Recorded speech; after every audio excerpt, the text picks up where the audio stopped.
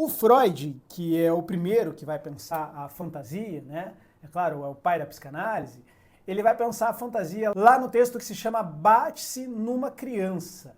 Nesse texto, o Freud ele vai pensar em três fantasias fundamentais, tá? A primeira fantasia é a fantasia de sedução, né? Em que a gente tem uma questão da origem do desejo, vamos colocar assim.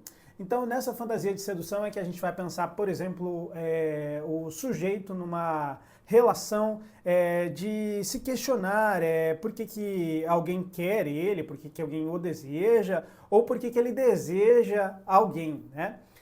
A partir disso se adorna uma fantasia que o Freud vai denominar de fantasia de sedução. Uma outra fantasia, também pensada na teoria do Freud, é uma fantasia de uma cena primária, né? Em que a gente tem uma questão do sujeito em relação ao que estaria inscrito como desejo em relação ao pai e à mãe, né?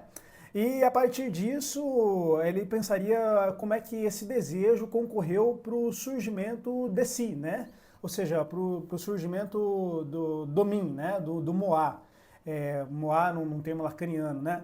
Mas enfim, a questão nessa cena primária tem a ver com a origem, né? Como que o desejo concorre entre os pais, ou seja, como que ele se apresenta para que venha surgir o eu, tá? E uma outra fantasia que a gente tem em torno da obra freudiana é a fantasia da castração, tá? Essa fantasia, ela advém de uma relação simbólica de diferença entre os sexos, né, e o gênero, né? O sexo, o gênero, os seus objetos e o desejo, tá?